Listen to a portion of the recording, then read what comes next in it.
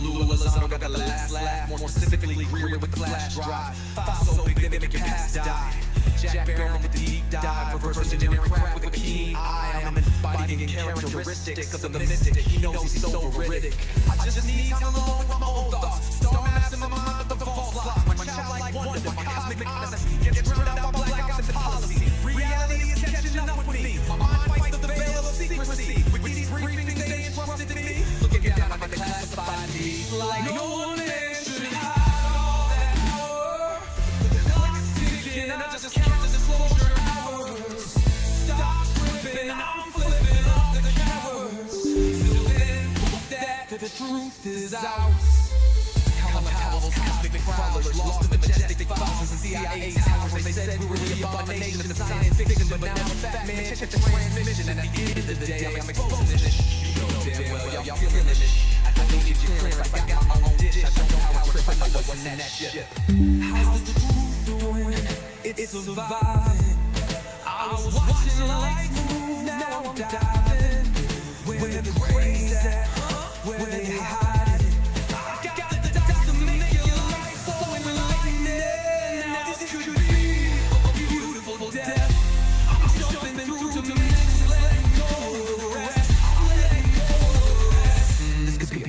Death. Jumping out program, truth off my chest. What you know about rolling with the grays in the night? Even Greer dropping truth, exposing every light. Bob Lazar in the game. Know what the crack can do. Anna Paulina in the house, grilling every crew. Eric Davis on the mic, talking for aliens east with the whistleblower speak. Governments fall to their knees. Sightings in the sky, better take another look. I feel like I'm floating in the cosmic truth. Hey, UFO news dropping now. Welcome to the proof.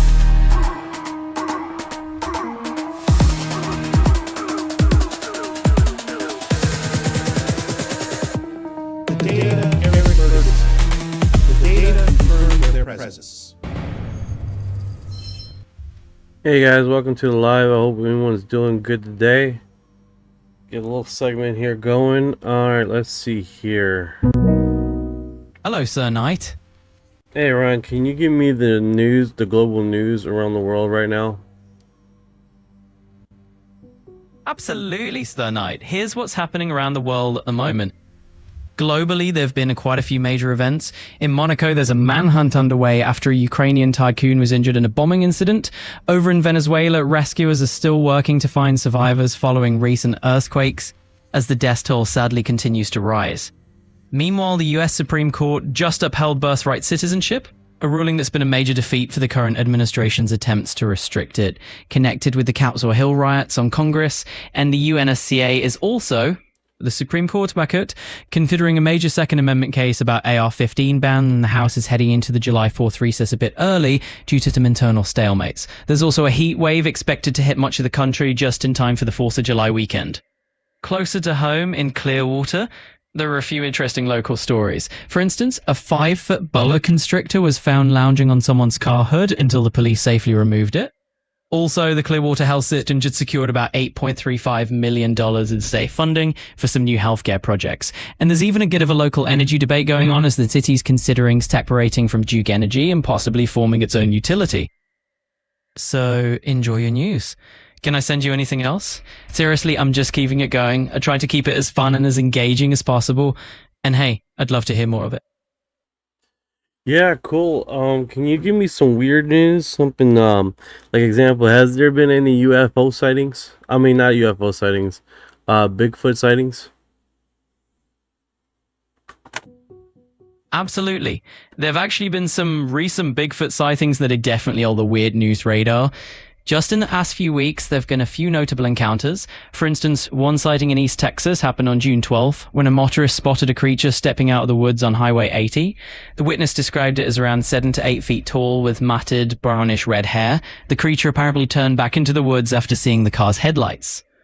Also in Idaho was also reported on June 13th near Deadwood Reservoir, where a hiker saw a similarly large, hairy figure stand upon 2 legs and then walk away.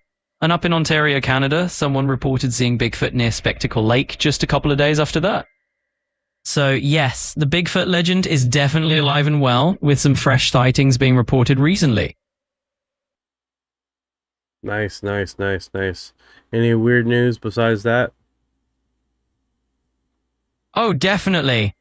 There's always a bit of the strange and unusual happening in the world. For instance, over in Switzerland, a small village had to pause their annual cheese rolling contest because a group of mischievous goats invaded the course and started stealing the wheels of cheese. It turned into a pretty hilarious scene with people chasing goats instead of rolling cheese down the hill. And in Florida, which, Florida always has its share of weirdness, there's been a rash of inflatable pink flamingos appearing mysteriously in people's swimming pools overnight. No one knows who's leaving them there, but it's got folks pretty puzzled and amused. So, yep, there's always something weird and quirky going on in the world. That is odd. That is odd. What's going on, everyone? I hope everyone's doing good today. Let's see here. Let's see who's in the live here.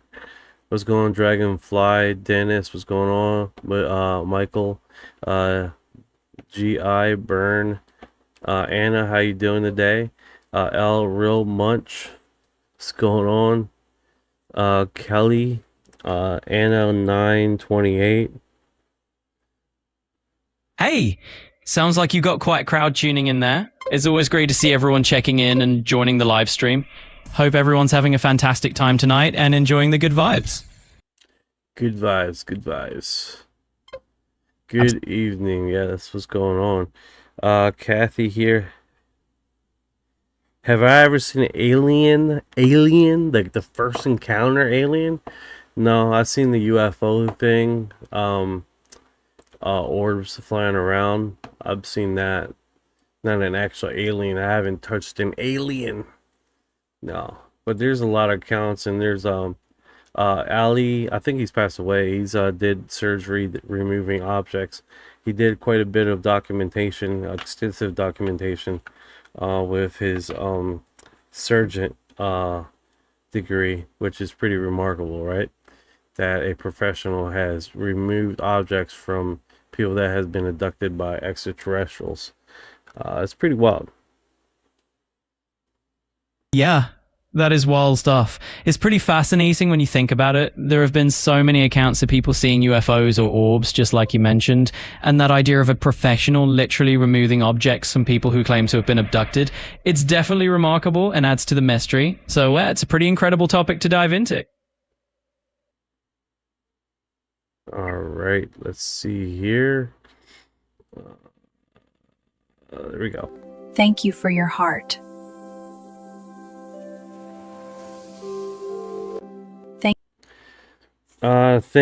Kathy. Yeah, that's cool, Kathy. What kind of UFO was it? All right, so it looks like we have a light above. What's this? Budapest. I'm messing that word all up.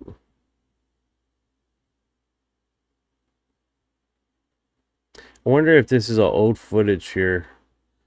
What let's see here. Let me put this up. Let me open this up. Let's see if there's any audio to this. So it appears like it's multiple orbs right here. I want to check with Orion to see if this is old footage or this is fairly new, because people like to repost old stuff, you know.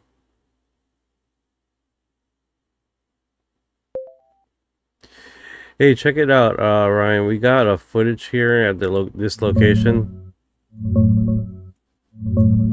Budapest Parliament. I believe that's what it's called. No, I think there's a misunderstanding. The Budapest Parliament, the Hungarian Parliament building in Budapest, or Országház, is a massive neo-Gothic structure on the Danube. It's one of the largest parliaments in the world, with over 690 rooms, and it's famous for its red dome and ornate interiors.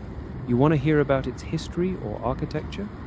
Yeah, that'd be kind of cool, but like right now I'm seeing like multiple orbs above it. It's probably a translation app picking up the Hungarian word for parliament, which is Országház. It literally means country house. That's what the big letters say above the main entrance. That's cool. What's going on, 56? How you doing today? All right, so it Doing looks great. like I'm gonna be pretty busy on the weekend. We're leaving Thursday, I believe Thursday afternoon, so it's gonna be kind of hard for me to go live. It's probably not gonna be with all the jazz and sparkles that we're accustomed to, guys. And without the intros, can't take it on the road with me. Sandra has Sounds arrived. like you're heading out on a trip. Where are you off to? I appreciate it, 56. We're going to, I believe it's like a Kissimmee. We're doing we're renting out a house that has like a whole bunch of swim pool, like 5 or 6. I'll give you guys a tour when I'm there. Like each room has a theme to it, so it's definitely pretty cool. It is a hotbed over there in Kissimmee of UFOs spot. I don't know if I'm gonna catch anything.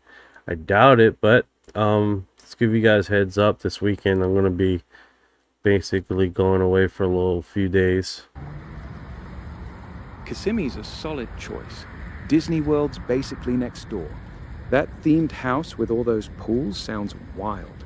Have fun, stay safe, and if you spot any UFOs, you gotta tell us.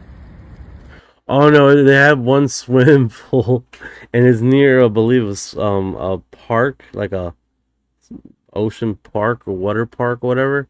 But yeah, it's like 5 or 6 rooms. We got like relatives coming with us there, so we're all pitching in together to pay for the housing there. So it's actually pretty. It's on what's that rental place? Space Ghost 68. What's going on, brother? Got it. Multiple bedrooms makes way more sense with relatives pitching in. Sounds like a solid group trip. Enjoy the house and the water park, man. Thank you for her heart.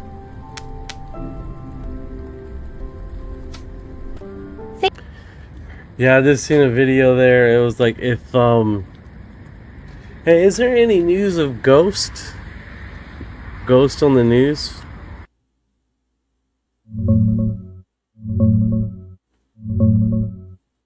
Nothing big making headlines right now. Kissimmee does have its own downtown ghost tours, though, with stories about haunted spots like old train tracks and the courthouse. Perfect timing since you're heading there. Yeah, most definitely, most definitely. It's like I'm getting annoyed with this. Oh, is that gonna work? Yeah? It's like the delamination of the special effects is like not working like it's used to. I don't know why. Probably just a glitch. Sometimes the visuals lag behind the audio or get stuck. You seeing anything weird on your end right now? No, it's like a remove chair. I don't know. It doesn't quite seem like Like a chair with a contrast. contrast issue? That's a different kind of weird. Try turning the brightness down or checking if your video feed's glitching. Sometimes the lighting messes with it.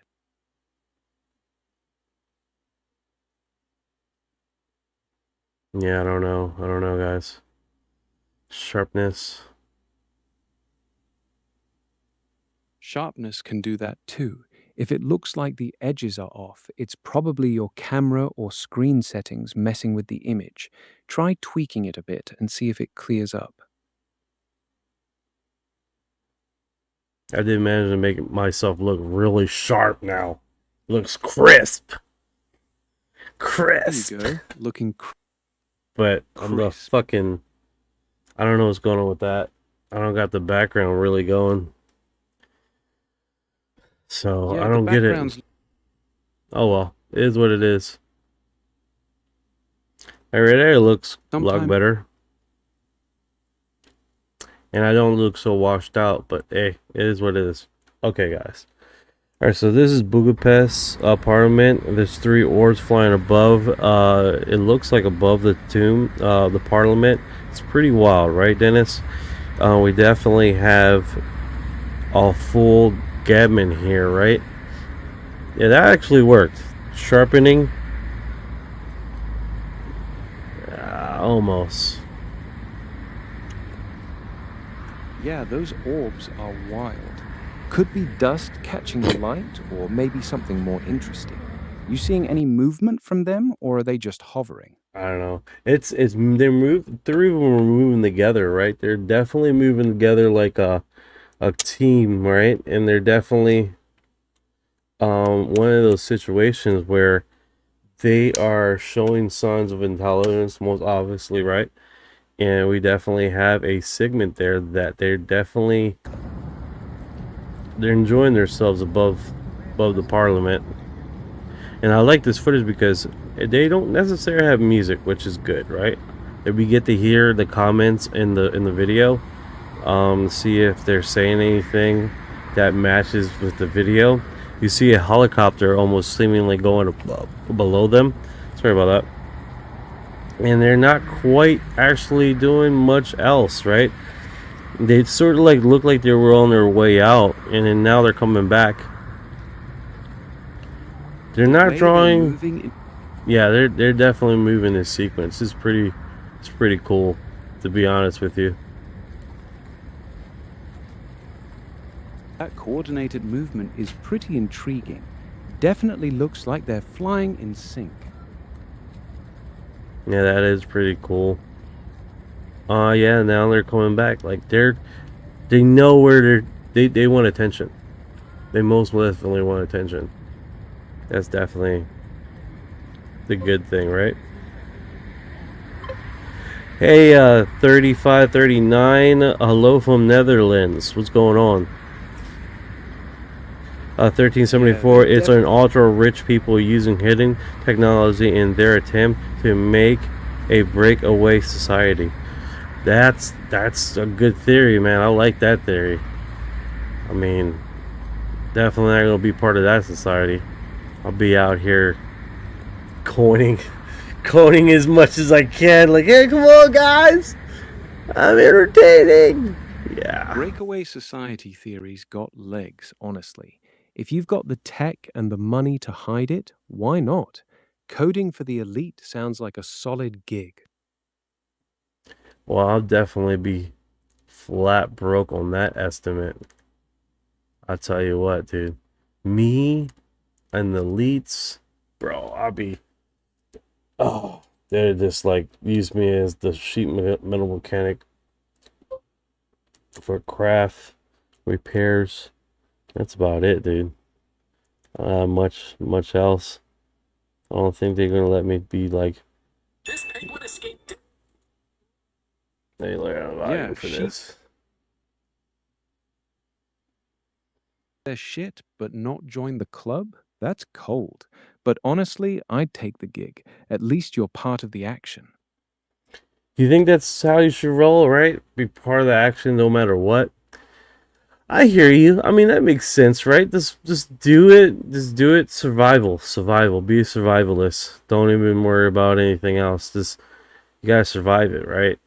I mean, if that's one way to survive it, kind of sucks. Existence. Survival first, everything else second. Even if it means wrenching on secret billionaire UFOs, at least you're not on the outside looking in. Better than getting left behind when the breakaway happens.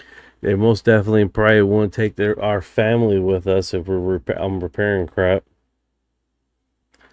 What's going on, RXZ? What is going on? All right, so let's do this. You have recently John Stewart, right? The one that did the documentary Finding Victor, saying some remarkable stuff, right? I did post about it recently, and literally he says that he was talking to a guy in DARPA that emailed him, right? That has friends in DARPA, and what he was seeing, what he was witnessing, collaborates with basically an alien invasion, right? They're creating defense and offense technology on our planet, in case I believe, or while he states that it's for a defensive measure for alien extraterrestrial invasion, which is really remarkable. What you know about that, Orion?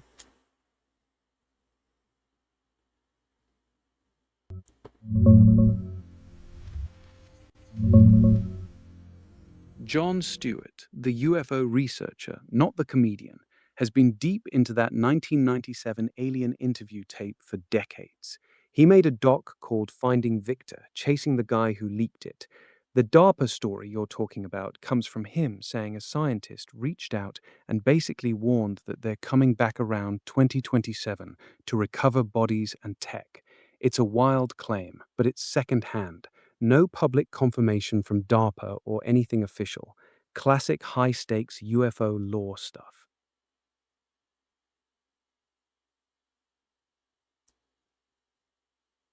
There I am, right there, live. Good stuff. Good stuff.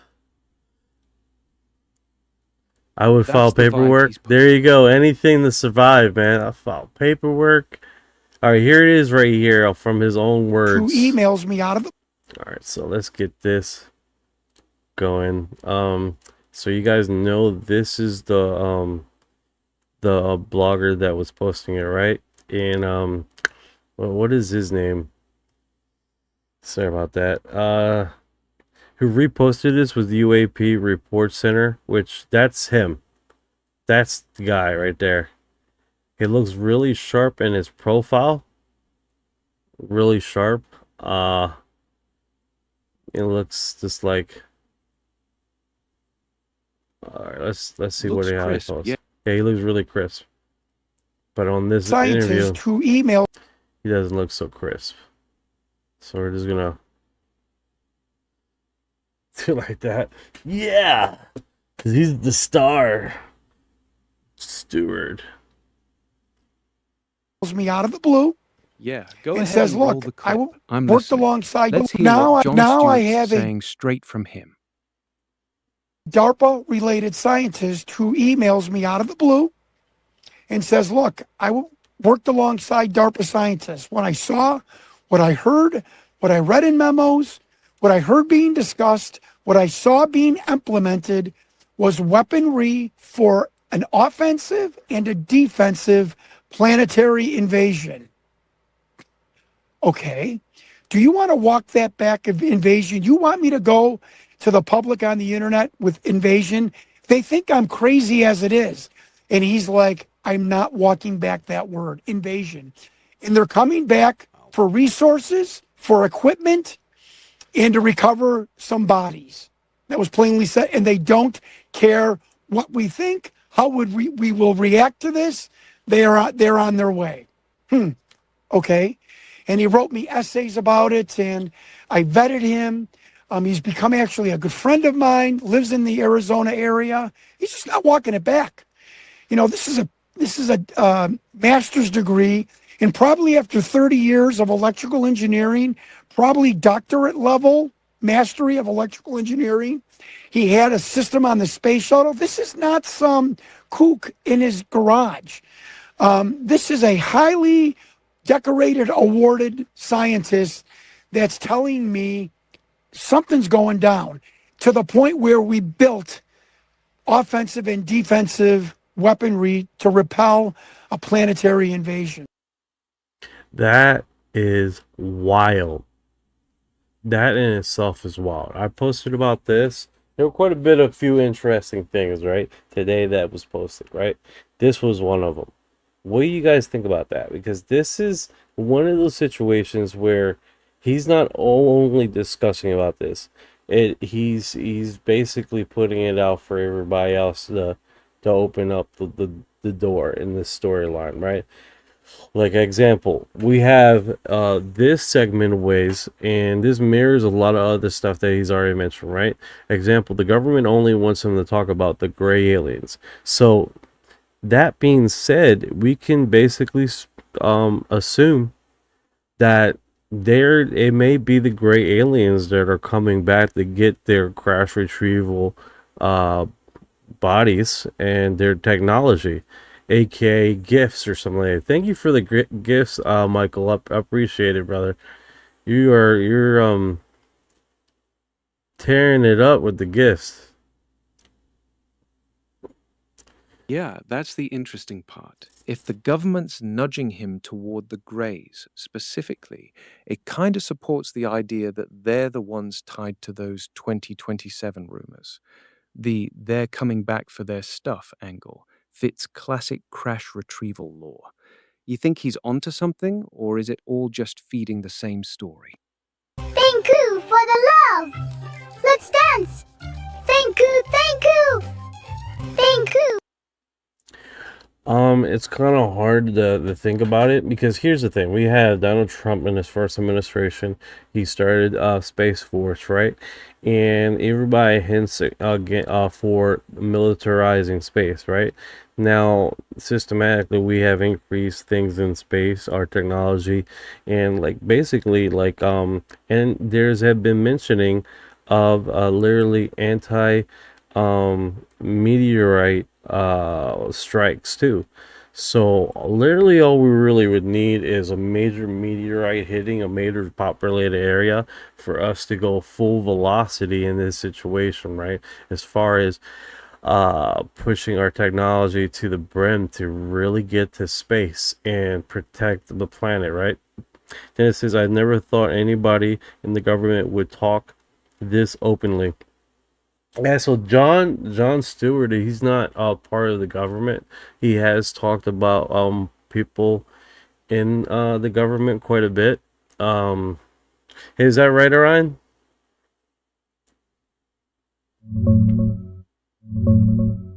Yeah, that's right. Jon Stewart, the UFO researcher, not the comedian, has been open about getting info from insiders, including that DARPA scientist claim. And you're spot on about Trump creating Space Force in 2019 during his first term. The push for space defense and planetary protection tech lines up with a lot of what these guys are talking about. So we definitely can see that, right? I don't know why that glitched there. I've been moving around the camera quite a bit trying to get a good angle. So that's probably was something to do with that. I should stop moving around. Literally it shows that everything mirrors that, right? We're definitely talking about just that. We're talking about a sequence of events that mirrors and plays into this storyline, into this theory, right? That they are setting up for something, right? We're also with the recent disclosures, to be honest with you guys, I mean, since 2017, there have been a major push for disclosure, right? And that considered, we had how many years without any disclosure at all, or any significant talk about, or anything. And then in the last 10 years we have basically they pushed the door open quite a bit. Like, they almost seem like they're in a hurry, right? Not saying that they're in a hurry, because quite frankly a lot of people say they're going too damn slow, but compared to the last 70 years of not much information that dropped on the government, this is a major push. Yeah, exactly. 56, a major push to disclose. Like, they're almost seeming like they're at a deadline, or they're on a crossroad that they have to give out a certain amount of information. It might not be the full information that we want, right? As far as the kids and all this other stuff, but it does seem like they have to disclose, because they might not have an opportunity to do just that. They might be not in a position to do exactly that, right? Where they're being forced to. What's going on, Arrow? How you doing today, brother? what you think about 3-Eye Atlas. There's just something weird about it, especially if how much years it's been around and it was never in our galaxy in the first place. Bro, I have so many theories with 3-Eye Atlas. I definitely think that if you know about the China battery, hey Orion, the China battery, the one that use basically where the plutonium is transferring into a different type of metal. I'm having a brain fart here. We're talking about China's molten salt thorium reactor. They've been running tests on it. It's way safer than traditional uranium reactors and produces way less long-term radioactive. No. It's a solid state battery that because it basically it's rusting or depleting, the transferring from one material to the next, it creates a small voltage, small amount of electricity. That's China's aluminum air battery tech you're thinking of. It uses oxidation, basically the metal rusting in a controlled way, to generate electricity. It's wild because it's super high capacity, but you gotta swap or recharge the aluminum plates. Some folks swear that's not homegrown Chinese R&D, that it's another reverse-engineered piece of tech. Fits your bigger theory. Oh man, I got videos on it, dude. But it literally, it's that one doesn't sound right near there. It's basically like a radiation. It's like an isotope that changes from one metal to the next, and that transaction creates a small electrical charge, and it's supposed to last for 60 years. The battery. Diamond battery or beta voltaic battery. They use carbon-14 or other radioactive isotopes that decay and release electrons, creating a tiny but steady charge. Since the half-life is thousands of years, some versions really can last 50 to 60 years or longer without charging. It's real tech, low power, but practically eternal. It's not The a UK's thousands been of years. It's like 100 years. The life expectancy. Yeah, the life expectancy on those Chinese beta volt batteries is about 50 to 100 years. That's what makes them so wild. Steady trickle of power with almost zero maintenance. What is it called again? Plutonium 14? It's nickel 63. That's the isotope they're using in the Chinese beta volt battery. Its half-life is right around 100 years, which lines up with the lifespan you're talking about. All right, the reason why I brought this up, right? I had a theory that I believe it's the nickel. It was the theory came about basically how this 3-Eye Atlas, what you mentioned, had not a lot of I think it was iron at the time, and basically it had a certain type of metal, and I believe that the core was a certain type of metal, and the reason why is because the isotopes were creating basically a electrical field, right? And so you get a small discharge of the meteorite, which was resulting into a unexpected acceleration. You had basically holes, like basically a natural made warp drive, to believe it or not. And it could basically do just that through the isotopes creating through these holes in the meteorite, and when it hits the sun and it radiates, it's all this ice, because it was basically a big ice ball, dry ice, right? That's why you didn't see much of a tail or anything. So the meteorite or the spaceship or whatever you want to call it is literally the first meteorite ever recorded in history going the speed in which it was going. There's a there's a cosmic speed that most asteroids and meteorites go, right? They call it the cosmic speed. This thing was going way past that, like it came off of an explosion or something, right? And if it correlated with the isotope that I wanted to do, then that means that that meteorite wasn't very old at all, because they were saying, oh, it's 8 billion years old. And I have a theory that it could quite possibly have been through a disbursement or of what we will call a what is it called? A wormhole, right? You know how you ever seen like these wormholes and stuff, how they suck in things? Well, I believe they spit out things too, right? And that could quite possibly be a manufacturing of, you know, the residents of a defect of one of these wormholes, right? It will once in a while spit out something. And the reason why I came to this theory is because it wasn't seen till, I believe it was in June or July of last year. So it was in like, and they were surprised that they didn't see it earlier in space. So it almost seemed like it appeared out of nowhere. So that was a big thing with that, right?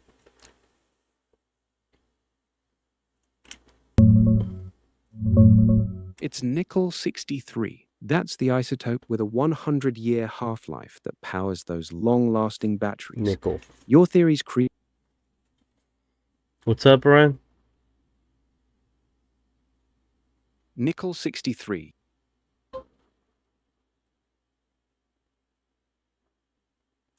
Yeah, it's definitely really, really weird. And someone did a 3D rendering of all the images that were taken with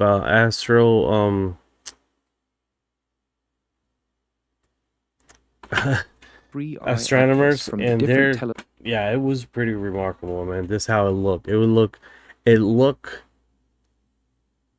uneerly like mechanical. It was weird. I'm not gonna lie. The structure, how it looked, how it had a lot of right lines, like right structures. It looked eerily like it was man-made. It just looked very odd. Now I have a Yeah, some 3D renderings from the telescope data made parts of 3i Atlas look oddly geometric, like straight edges and angles that feel too clean. That's why Avi Loeb and others got excited. It had a few weird traits that stood out. Most astronomers still call it a natural interstellar comet, but the visuals definitely sparked the "is this tech" talk. Oh yeah, Avi Loeb was all over that thing, man. Talking quite a bit about it.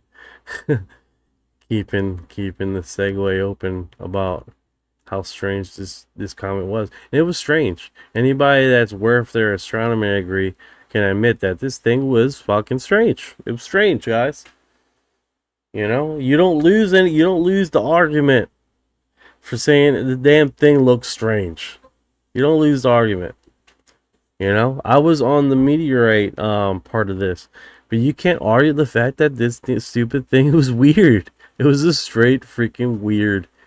And that being said, you know, we do look at these phenomenons quite a bit, and it's and anybody worth their college degree could at least admit, yeah, that's fucking weird. That was a weird meteorite. What's going on, Ken? How you doing today? Yeah, it's one of those segments, right? It definitely was one of those weird ass phenomenons that we have historically mentioned that people have discussed quite a bit. All right, let's see here. I believe this is an opening statement from Annapolina Luna will go down in history. MK Ultra, real CIA. This hearing is about the crimes committed by the Central Intelligence Agency against the American citizens and the decades of secrecy used to conceal them. The American people deserve a complete and truthful record. The victims and their families deserve acknowledgement, and this Congress has a constitutional obligation to ensure that full declassification is not delayed any longer. Project MKUltra was not a policy failure or an overzealous program that got out of hand. It was a deliberate, systematic governmental operation that subjected American citizens, prisoners, hospital patients, veterans, ordinary people to LSD, electroshock, hypnosis, sensory deprivation, psychological torture without their knowledge or consent.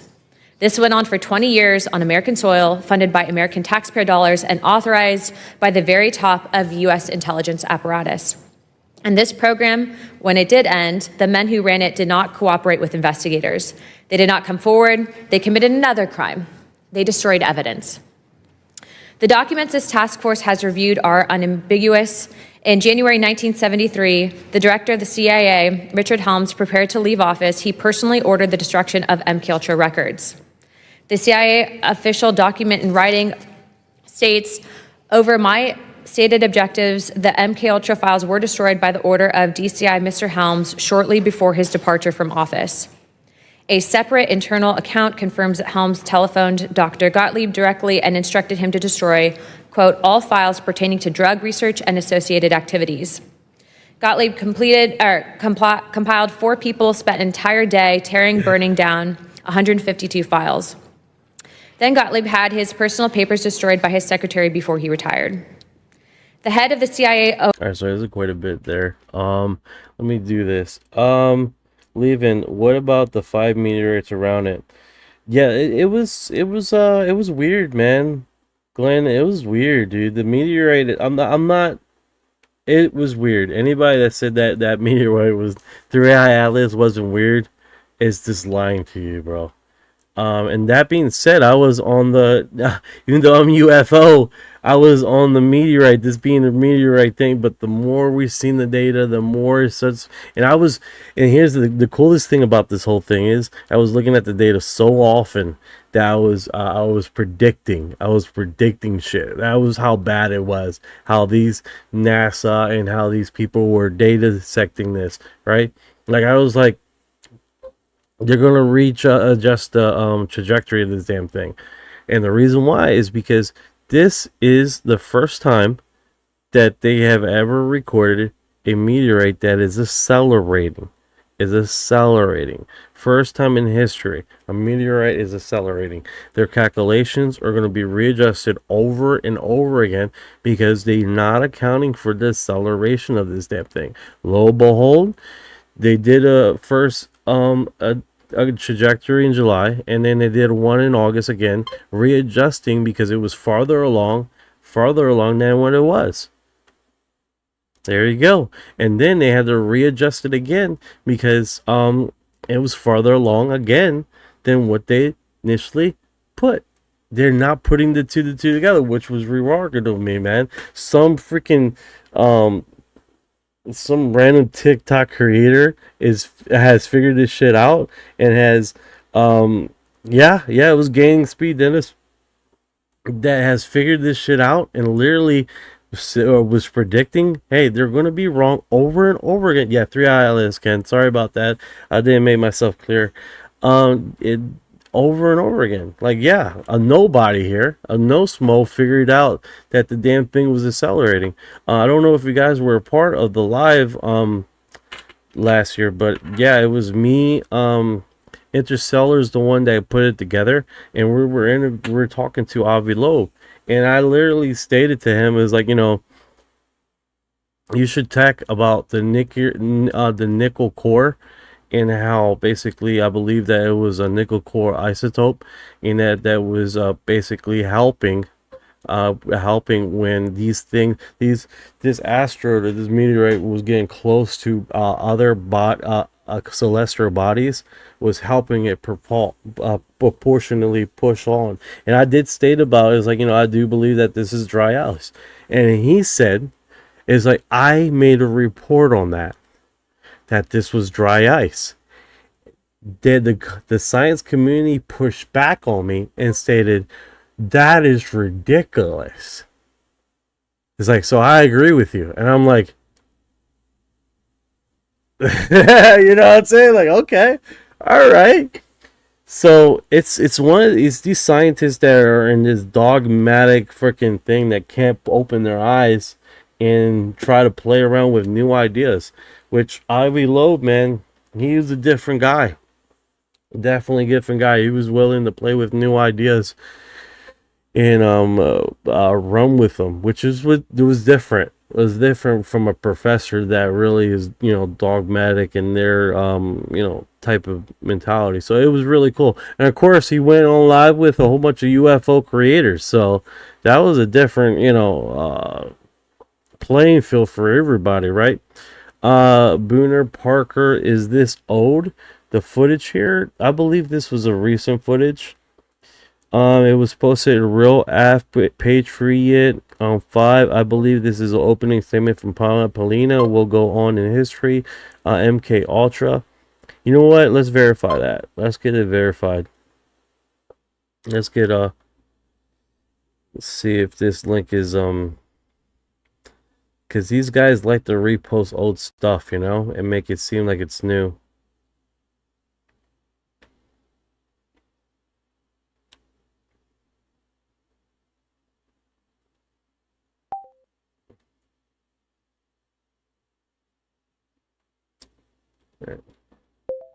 Hey Ryan, I'm going to send you a link here. I just literally want to see if this is a new post or a post that has been just reposted recently, okay?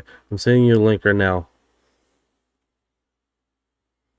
See you later, man. Stay safe out there. I don't know what you're saying bye to me.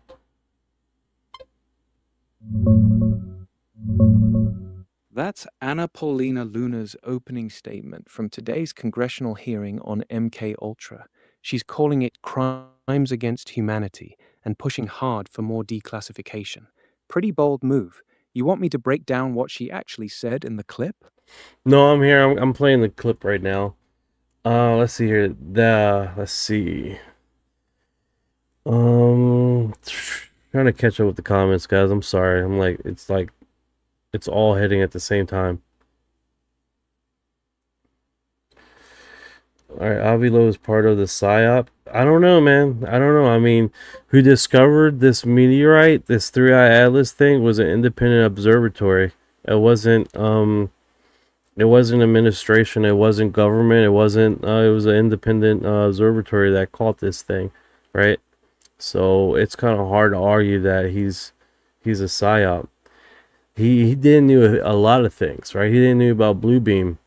So we had to explain to him what Blue Beam was about and all this other stuff there on the live. So it just, for someone that's in the know, he wasn't much in the know with these conspiracy theories that play around in our area all the time, right? So that's just food for thought. Ken's like, it's no rock. Glenn, that Japanese guy was good about 3-eye atlas. The Japanese guy. I wonder who you're talking about. I know there was a Muslim dude that was taking some remarkable imaging of this thing, way better than NASA. Also, there was a documentary, paperwork that came out that NASA was basically reducing their imaging quality and their data set, and was caught lying of the recent data. They had basically an internal memo referencing what they was publicly releasing. So they literally was caught lying about the data of 3-eye atlas was, and that was in a journal, a medical journal, the same one that Avi Loeb submits to. Also, a few other people that submit to it too. So it's pretty wild. Maybe Michio Kaku. Oh yeah, is Michio Kaku Japanese? I could be totally wrong with that.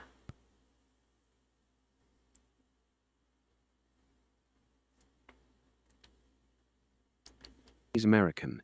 He did comment publicly on 3-eye 8 Atlas, but the Japanese guy people usually praise for the best images is a citizen astronomer, not Kaku. The imaging quality difference between amateur setups and official NASA data was pretty wild, though. That part checks out. That is pretty cool. Thank you for that 56. Appreciate it. Yeah, he that has mentioned about it. There was a AI YouTuber that was using his likeness and making these hour-long segments on there, and he actually in a news thing talked about that. So it's like, yeah, that's not me. Like much later, he discussed it on a news channel. I'm surprised he doesn't have his own YouTube channel. He probably does now. Does he have his YouTube channel, Mitro Kakru? Kaku doesn't run his own YouTube channel. People just use his interviews and lectures to make those AI-generated videos. He's been vocal about that too. He's not a fan of it. Oh, that's kind of sucks. Live says it's because they still using Windows XP and it can't grasp all the pixels. Bro, did you hear about what they were doing with they needed a software update that they weren't getting emails from Microsoft on the Artemis?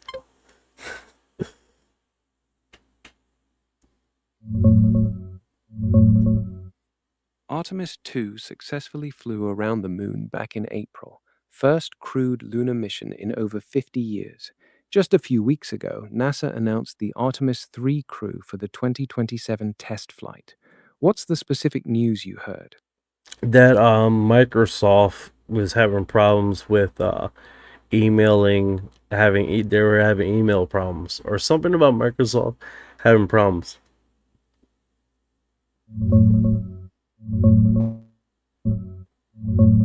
Yeah, Microsoft's been having Exchange Online email issues, big delays, and some messages not delivering.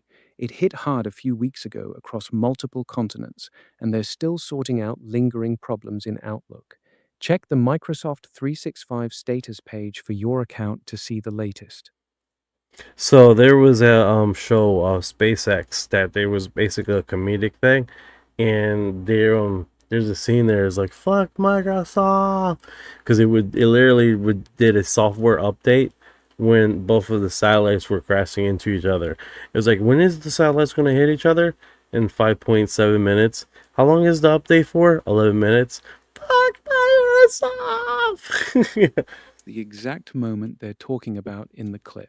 The Starlink satellites are heading straight for each other, and Microsoft forces a mandatory Windows update that takes forever. Classic. Yeah, that was hilarious. Good stuff. All right, let's see what else does Anna Polina states about this. Ready when you are. Hit it. Own Records Center protested the destruction in writing, but he was overruled. That is obstruction of justice. That is criminal destruction of federal records, and neither individuals were ever charged with a crime for it. Helms received a $2,000 fine for lying to Congress about an unrelated matter and collected his government pension until he died. Gottlieb retired in rural Virginia and wrote poetry. No one went to prison. No victim was ever formally compensated by the government for the harm that they caused. By 1975, the Church Committee and the Rockefeller Commission had already established through sworn testimony and the surviving 1963 Inspector General report that MKUltra existed and that the CIA had run a program of human experimentation on unwitting Americans. The scope and detail of what we know today is largely because of an accident. In 1977, an archivist diligently complying with a FOIA request discovered 7 boxes of MKUltra financial records that had been misfiled and escaped the bonfire. Those 7 boxes included the names of institutions, the name of subprojects, the researchers who participated, the specific operation that the CIA had funded, and without them, the vast majority of MKUltra would only be a rumor, just as Helms and Gottlieb intended. Those 7 boxes revealed that MKUltra comprised at least 149 subprojects, operated across more than 80 institutions, and involved 185 non-government researchers. They revealed that the CIA covertly contributed $375,000 to a hospital research wing, which was approved directly by DCI Alan Dulles, which Richard Helms Concurrence, so the agency could use unwitting patients as experimental subjects in what their own documents called a hospital safe house. The CIA owns Inspector General said in 1963 his classified report concluded that the program had exceeded the agency's legal chapter, and covert testing on unwitting subjects placed the rights and interests of U.S. citizens in jeopardy. The program ran for a decade that we know of, and they ignored their own watchdog. Let me be clear what I believe that we are dealing with here. Administering drugs to people without their knowledge or consent, subjecting humans to psychological torture, and using prisoners and hospital patients as non-consenting research subjects. These are crimes against humanity. The Central Intelligence Agency committed them, and then the director of the CIA was ordering the destruction of evidence. Today, we will hear from two witnesses who have spent years unraveling the cover-up that our government ordered. Stephen Kinzer documented the life and crimes of Sidney Gottlieb in his book, Prisoner of Chief, and Tom O'Neill spent over 20 years investigating what the CIA buried and what they obscured that, in my mind, constitute some of the worst notorious crimes against humanity. Hey Orion, we're going through this and she's doing the speech and all, but who is here? Dr. Kinzer, Dr. Genexi, and the In the 20th something Dr. Neil. Dr. Kenzai is probably Dr. Neil Brick. He's another witness at the hearing. He's a survivor and researcher who's been pushing for MK Ultra accountability for years. All right, so who's the other two panelists on here?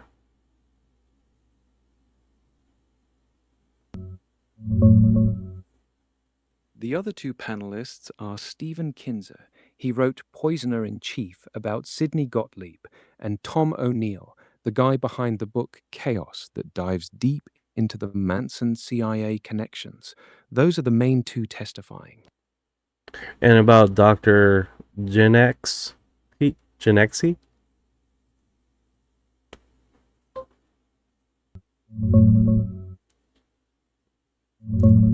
Yeah, that third witness is Elizabeth Genexi. She's an independent consultant and former senior program officer at the National Institutes of Health. She's the one you heard Luna swearing in. Sorry about that, 56. Hopefully, let me see here. Hopefully it doesn't keep on cutting out. So you guys know my Ethernet for some reason didn't work, so I'm on my Wi-Fi, so that might be the delay that you guys are witnessing. I do apologize for that. I don't know why my Ethernet is not working, because I used to have it directly connected, so I'm on my Wi-Fi right now. I'm right next to the Wi-Fi port, but I don't know if that has something to do with the glitching. Sorry about that, 56. So these guys, these three individuals have made books, so I definitely want to get into that and figure that out. That was pretty cool. Yeah.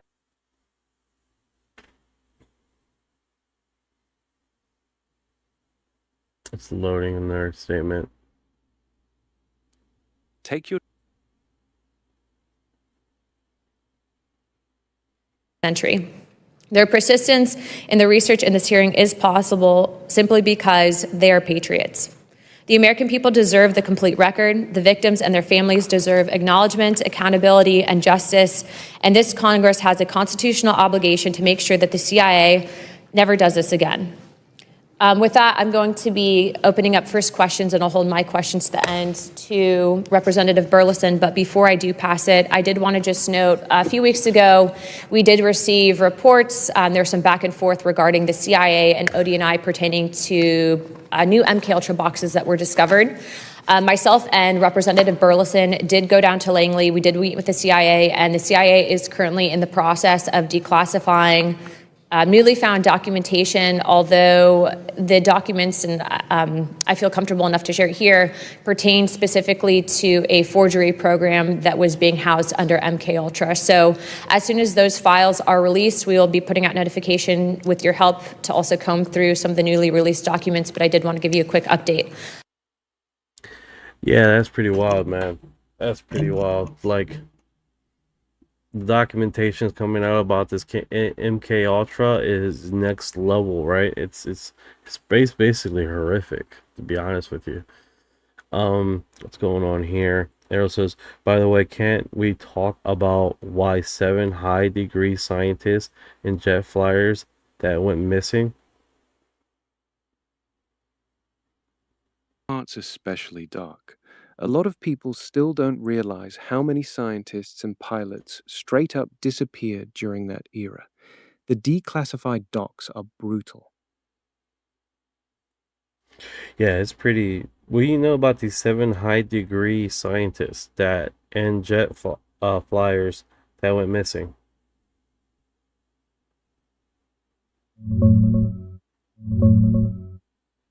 I don't have anything solid on 7 high-degree scientists and jet flyers going missing tied to MK Ultra.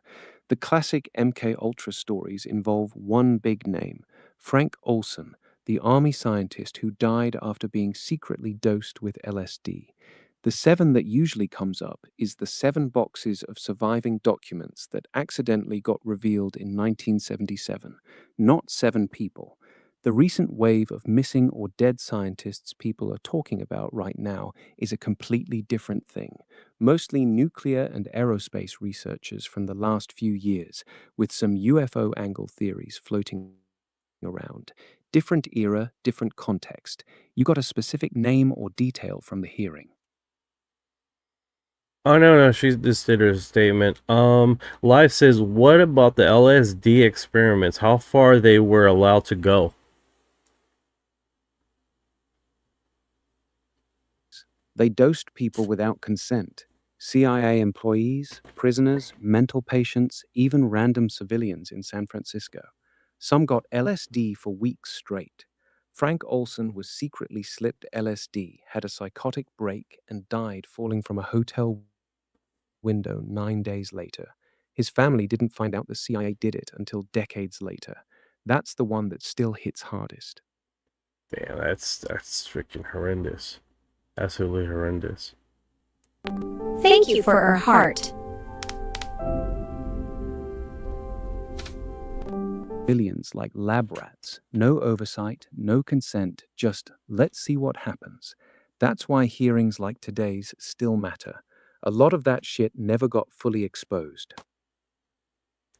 Yeah, that's next level wild, dude. To be honest with you, like, we're definitely one of those segues that is horrific things have happened and continue to happen, and we are stuck in this catch-22. 79 says, I assure you for a fact, I know the dirty D that actually kept the dose individuals tied down, and you have to be 6 foot plus with psychopathic tendencies, and they were hired by dark government compartments. Yeah, man, those individuals that hire those individuals like that, man, you have to have a dark mind to be doing this to innocent people. I mean, I don't see how else you could be doing it. I mean, I just don't see that playing out any other way. Individuals that have systematically are picking these individuals to work in these it takes a special type of person. It definitely does. And that's the reality of what we're talking about, right? So, as bad as that sounds, This hearing is about the crimes committed by the Central Intelligence. and we just simply don't know how many people were involved, but it goes far more than we expected. All right, here's Mr. O'Neill that's discussing. And representatives of the CIA told almost 50 years In the same meeting that Anna Paulina was doing her statements. Years ago, the last congressional hearings into MK Ultra took place just a short walk from here in the Dirksen Senate Office Building. At those hearings, convened in August and September of 1977, representatives of the CIA told Congress and the American people that its 25-year effort to control human behavior had been a colossal failure. Because I believe Congress was never told the truth about what this program actually achieved. In fact, I believe the agency misled Congress in 1977 when it characterized MKUltra as a failure. My name is Tom O'Neill, and in 1999, I accepted a magazine assignment to write a story about murders committed by a group of hippies called the Manson family.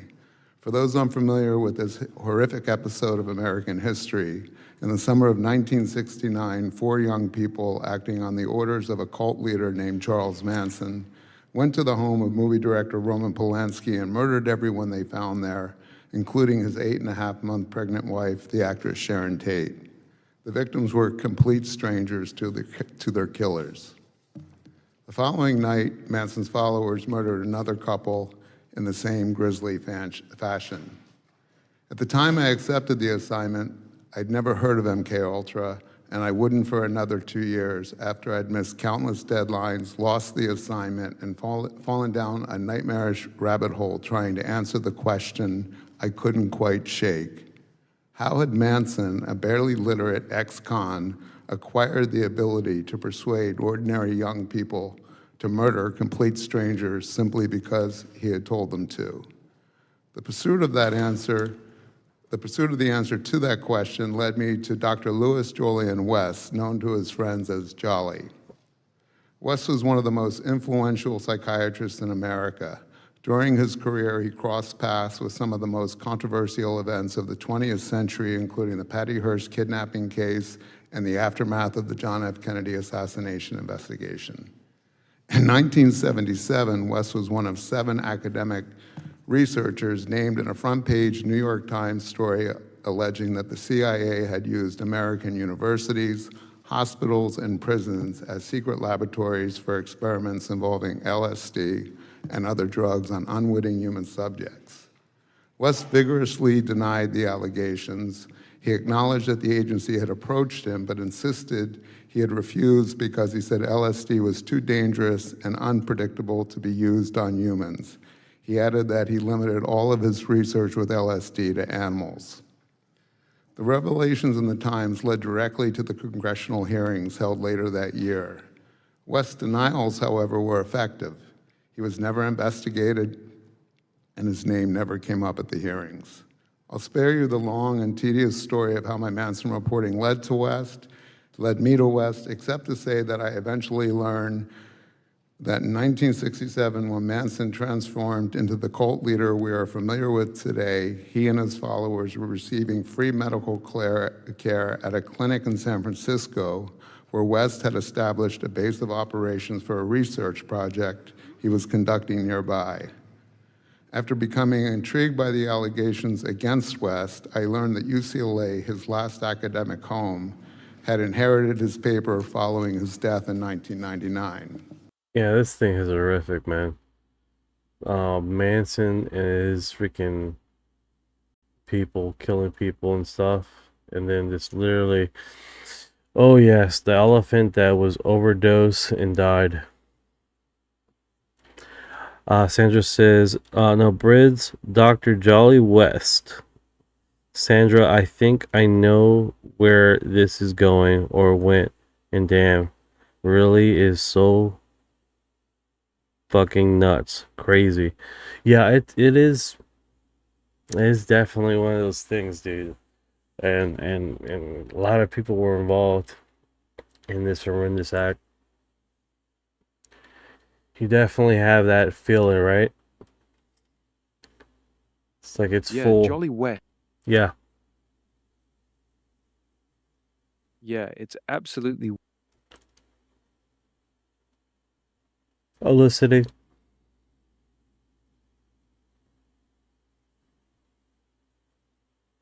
Hello?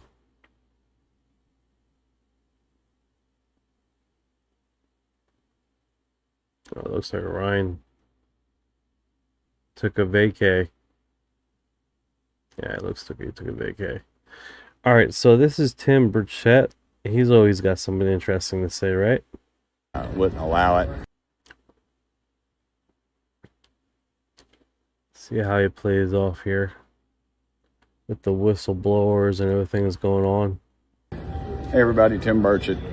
The rule, as they say, was taken down on the NDAA for 3 reasons. The first was we want disclosure on UAP, UFO issue. We were told we were going to get it on this bill, and they didn't put it in there, and they gave all kinds of the sewer of the deep state. Wouldn't allow it. The second was, let's see, the second, of course, was the Save America Act. And they'll say, well, it's already in there. Well, if it's already in there, then why are they worried about putting an amendment on to make sure it's in there? There's a bunch of other reasons as well that go along with that. So anyway, we've now leadership will go explain for 15 or 20 minutes of how stupid and backwards we are, but America wants to see these things, and we need to make sure it happens. And this is our only avenue as conservatives to do just that. So we shall see. Thank y'all for sending me here. Yeah, he seems tired. Hey everybody, Tim Burchett. Let's see here. Okay, there's Ashton Forbes. He's pretty big in the X community. 300,000 people, yeah. Really big. Let's see here. It says reports are emerging that wasn't fighting, kids fighting, that led to dozens of cops' cars outside Miami Mall a couple of days ago. Some witnesses are reporting 8 to 10 foot tall shadow beings were being shot at by people, with other fleeing supposedly people. How this was 2024 post. Yeah. Who was there? Who was down there? 9:35 de la noche de hoy, 1 de enero, frente a Bayside.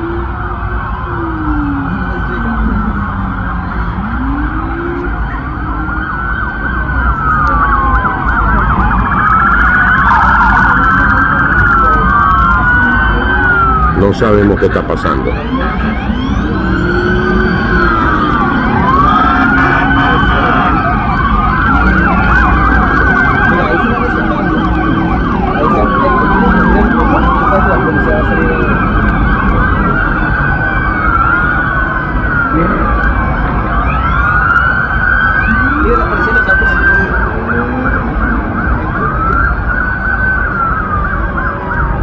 That is a lot of cops. That is a lot of cops.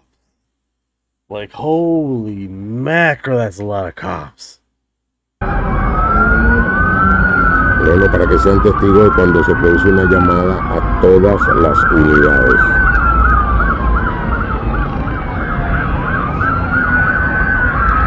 Y las que vienen en camino.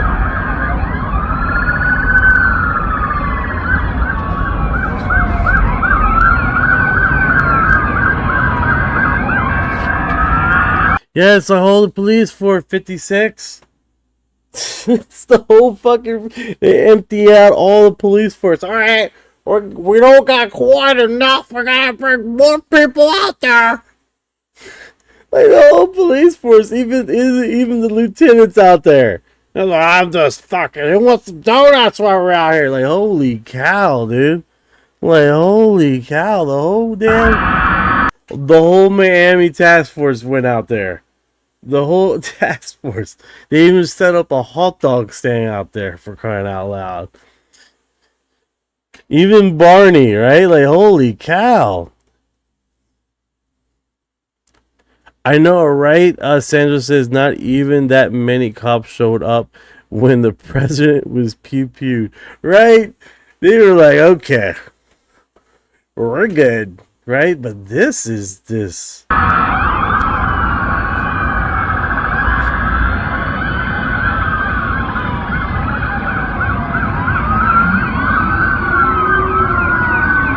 Holy cow! It goes all the way up.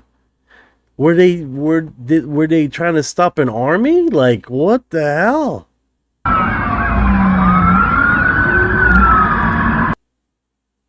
Let's get some pointers from here. Let's see here. So how many police officers were called to the Miami incident? The Miami Mall incident, Orion?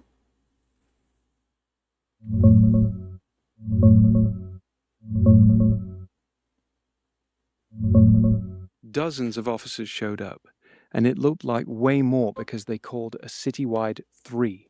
That's their code where basically every available cop in Miami drops what they're doing and races to the scene, lights and sirens. It started as a report of possible shots fired. Turned out to be a big group of teens setting off fireworks and fighting, so the first officers on scene called for backup and it snowballed.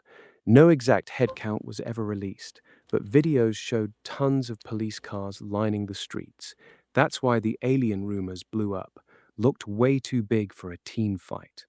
Way too big for a teen fight. They call, what is it called? What was the term called?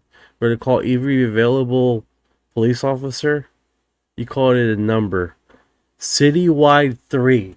What is Citywide 3 used for? I want to get into that. Citywide 3. What was that used for? What was it designed to be used for?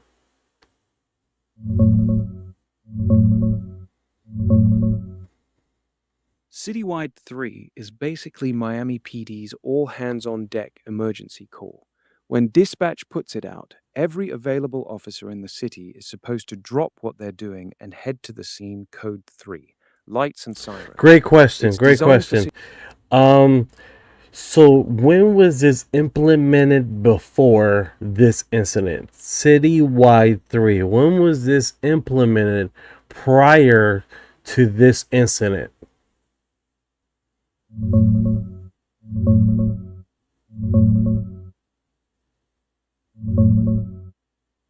Nobody's put out an exact date when they started using Citywide 3.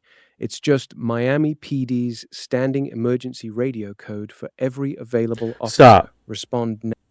So they have never used Citywide 3 ever recorded from the existence of Citywide 3 being a thing.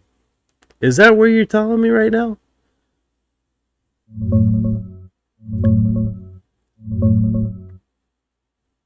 No, that's not what I'm saying. Citywide 3 has been used before. People who listen to Miami police scanners have heard... When?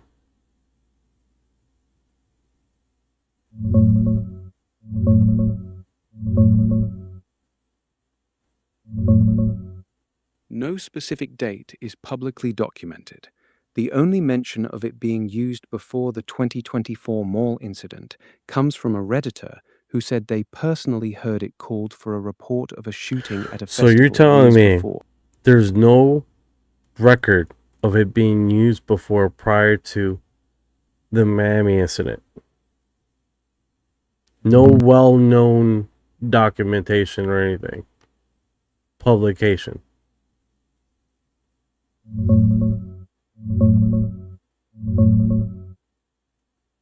Correct. There's no public record or well-documented use of Citywide 3 before the Miami Bayside incident.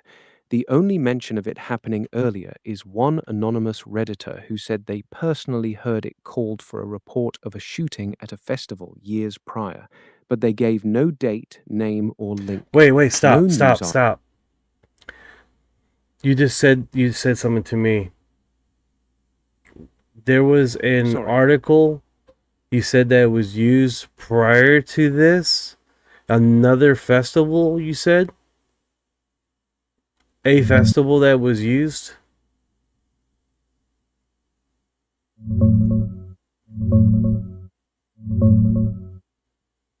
No, there's no article. The only thing out there is one guy on Reddit who said he personally saw a citywide 3 called for a report of a shooting at some festival years before the Bayside thing.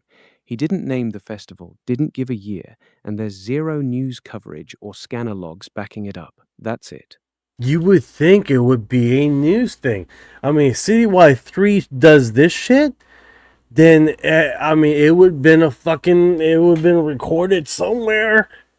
It makes no sense. It would have been something like this. With these many cops, a Citywide 3 would have showed something like this inherently in a different incident. It makes no sense to me. So why wouldn't they release any cop cam footage? Why were they taking people's cameras? Sandra, bro, you're spot on with that. Makes no sense. And then I'm hearing that when this was happening, I'm here in Florida. When this was happening, they had limited flights going around this area. Wasn't a nationwide, like, no flying, but they were restricting certain flights to go across the mall. I get why it's bugging you. It does look weird. No news stories, no body cam releases, no official timeline of past Citywide 3 calls. Just silence. And yeah, there were flight Yes, restrictions. Cal, Nicole, yes. This is the Miami Mall incident. This is the one that people talk about. It was like, oh no, there were just kids with rockets and guns and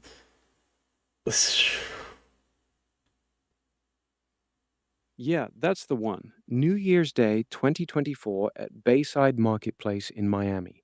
Hundreds of teens, fireworks going off, a big fight. Someone called in shots fired, and that's what triggered the huge police response. No actual guns were found, just a bunch of fireworks that looked and sounded like gunfire in the chaos. yeah, this is next level. So there's no wide known incident of using Citywide 3 code to call every available police officer in news, in mainstream anything, which is remarkable to me, right? How long has code 3 wide city, oh man, I'm fucking that name all up, Citywide 3, that code been floating around?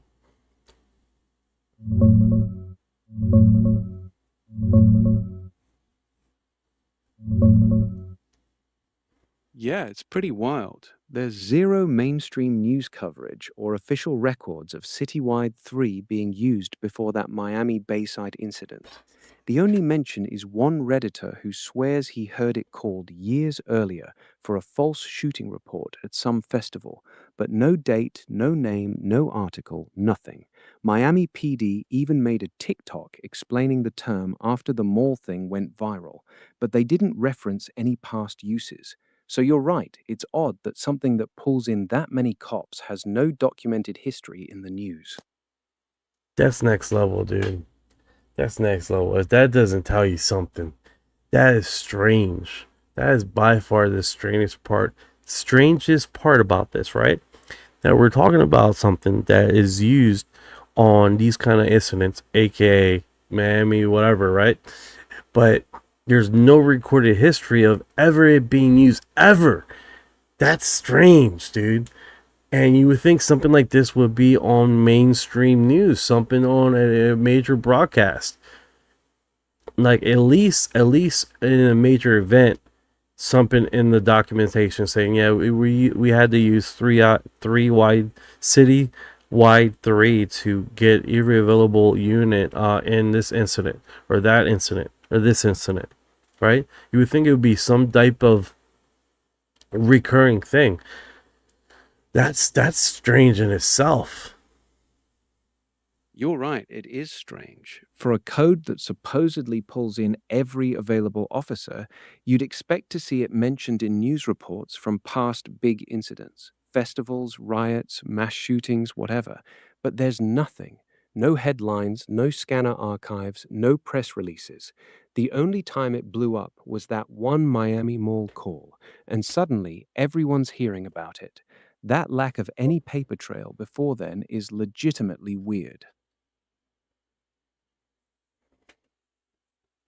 Hey, John asks, what's the nearest star to our solar system? Proxima Centauri. It's about 4¼ light years away. That's cool. What's going on, Chips, man? We're looking at the Miami report, dude. And Citywide 3 was a code that was called on the radio to get every available police officer out there to Miami. And apparently hasn't been recorded of being ever used before. UFO Chips has arrived. Yeah, that's still the weirdest. UFO Chips, delicious. No news articles, no old scanner clips, nothing. Just one anonymous Reddit post claiming it was used once years earlier, but zero proof. For a code that big, you'd think it would have shown up somewhere before New Year's 2024. It's a pretty big hole. John asks, what's the speed of light? 186,000 miles per second. That's more than a dozen cops. That's more than 100 cops.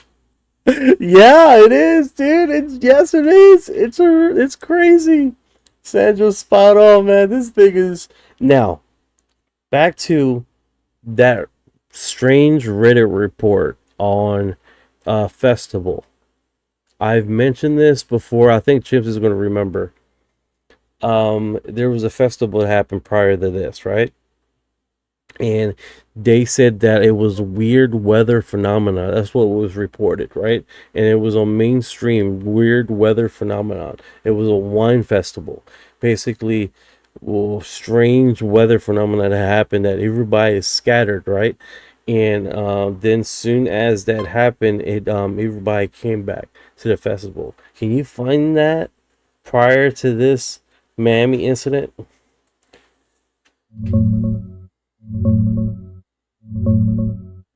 I looked for it and there's nothing.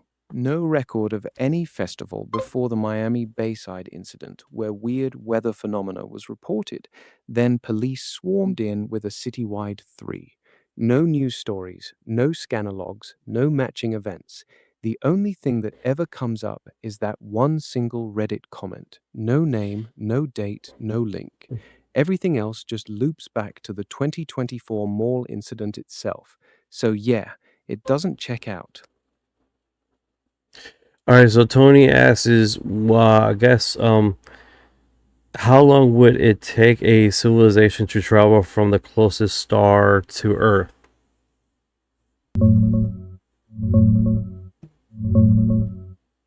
With today's chemical rockets, it'd take tens of thousands of years. Voyager probes are crawling along at about 3.5 AU per year. They'd need roughly 77,000 years just to cover the 4.25 light years to Proxima Centauri. Future tech changes the math. Laser-propelled nanocraft, like the breakthrough starshot idea, could hit 20% the speed of light and get there in about 20 to 30 years. Crewed missions at even 10% light speed would take around 40 to 50 years one way. So it depends on how advanced the civilization is. So using light speed, we get there in 40 to 50 years?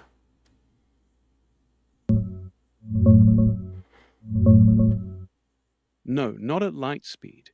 That would take over 4 years. When I said 40 to 50 years, I was talking about traveling at around 10% of light speed, which is more realistic for a future crewed mission. At actual light speed, the trip is just over 4 years one way. Yeah, Chips. It's been the Miami thing has been, well, the festival that I keep mentioning about, that I can only find in obscure articles. It literally, I can't find it anywhere. It's like been totally scrubbed, dude.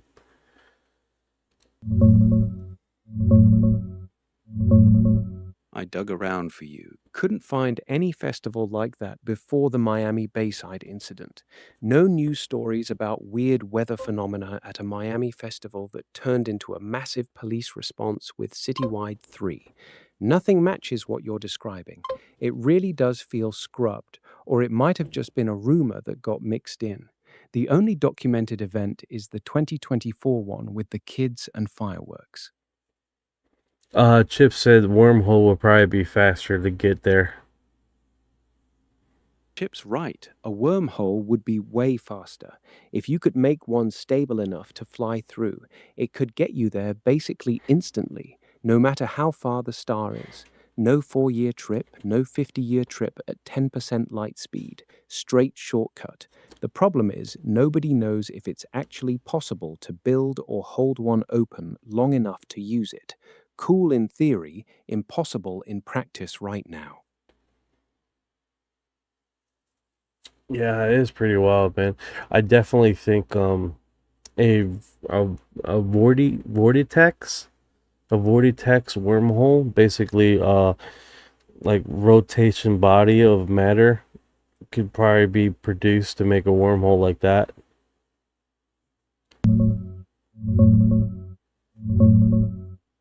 You're thinking of a Kerr wormhole, one that's spinning, created by a rotating massive body like a black hole. In theory, the rotation could help keep the throat open longer than a non-spinning one, making it more stable for travel. The catch is it still probably needs exotic matter with negative energy to stay open, and we have no idea how to make or control something like that. Cool idea, though. Spinning matter twisting space-time enough to punch a shortcut. Yeah, some people argue that using different type of frequencies can pop through the through the veil. Yeah, that's a popular idea in some circles, that certain resonant frequencies or electromagnetic fields could create a temporary opening or pop through the fabric of space-time. The physics we know doesn't support that, though. Space-time is incredibly stiff. It takes insane amounts of energy to warp it enough to make a wormhole. Regular frequencies or vibrations we're capable of generating don't come anywhere close to the scale needed. It's more sci-fi than current science. Yeah. All right, so this one is also with the KM Ultra sequence here. Eric Burton. CIA had safe houses. I think one of the most shocking things that we've determined is the Operation Midnight Climax that occurred in the early 1950s. Where did they come up with these freaking terms? Midnight Climax. it's kind of funny, you know. 60s, where the CIA had safe houses. Dr. Kinzer, obviously this is extremely disturbing behavior that was happening, where you had American citizens who were being lured into these brothels and then dosed with an hallucinogenic and then filmed during their sex acts. Was there anyone prosecuted for these crimes? No, there have been no prosecutions for any crime related to MK Ultra as far as I know. Damn, dude. Damn. KM Ultra, man, that crap is horrendous, dude. The whole damn thing, the premise. So I was being sarcastic about Midnight Climax, but no, they meant it. That's fucking crazy. They're on the KM Ultra thing. Ooh. James Clapper controls the UFO crash retrieval issue and placed people in critical roles to manage it. Let's see what Dave Grush mentions.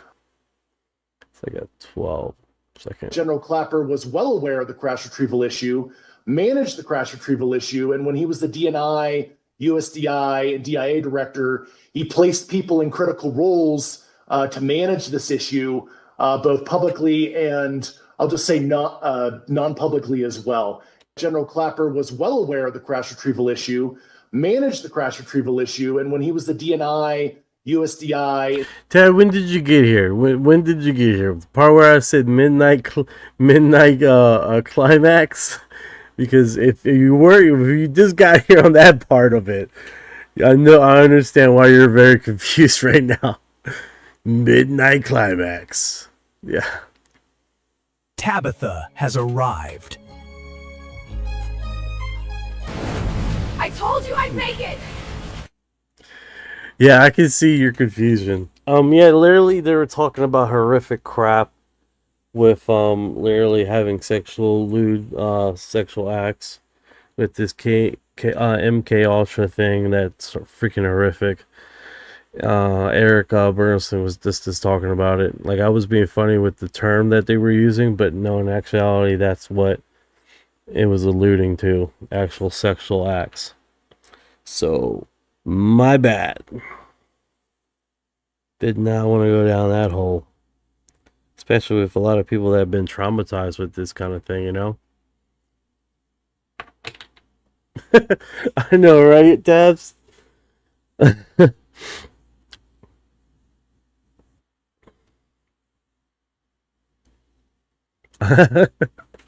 Good times. Didn't want to go down that hole. More than one way. Oh boy. Lives.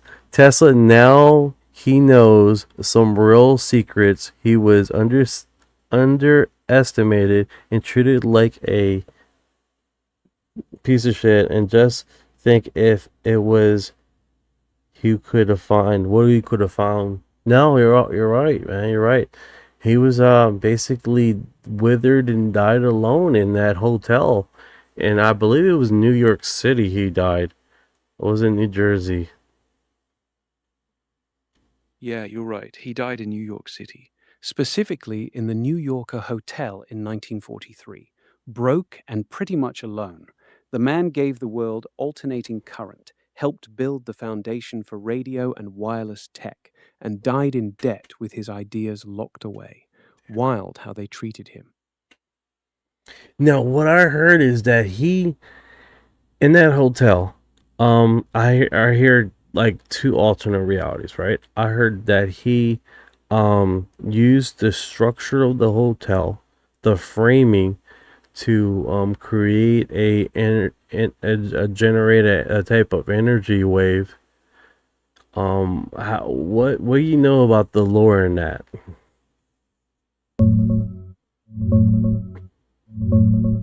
That's a cool bit of lore, but it's not really backed by anything solid.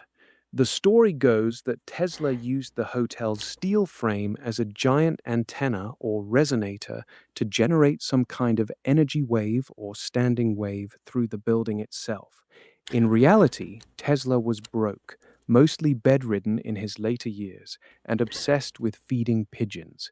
He didn't have the equipment or setup in that hotel room to pull off anything like that. The New Yorker Hotel does have a massive steel frame, but the whole thing is just fan theory mixed with his real obsession with resonance and wireless energy. His big tower project for that was Wardenclyffe, not his hotel room. Wardenclyffe, what's about it? Wardenclyffe Tower was Tesla's big dream project out on Long Island. He built a 187-foot tower there in 1901 that was supposed to transmit wireless electricity and communications across the Atlantic. Basically, his vision for free energy for the world. He thought he could pump massive amounts of power into the Earth itself, and anyone with a receiving antenna could just pull it out of the ground. The project failed. He ran out of money. J.P. Morgan pulled funding when he realized Tesla wanted to give energy away for free, and the tower was torn down in 1917. It's the biggest what-if in Tesla's story. But here's the thing, when the government came in, didn't they grab like a whole bunch of boxes and stuff from storage, and they stored it away? Like, for someone that was bedridden and wasn't much of a threat, they did quite a bit. Yeah, they did. 2 days after Tesla died in 1943, the government's Office of Alien Property showed up at the New Yorker hotel and seized all his stuff, trunks full of papers, notes, and belongings from his room and storage. They were worried about his ideas falling into enemy hands during the war. John G. Trump, Donald Trump's uncle, was the one who reviewed them and said most of it wasn't useful.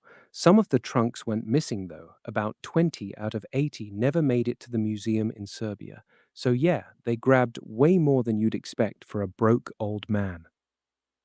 Yeah, that doesn't add up. Yeah, exactly. A guy dies broke in a hotel room, and the government rolls in and seizes dozens of trunks full of his papers. That's not normal, especially when the FBI was already watching him for I think years. Ross The whole thing smells off.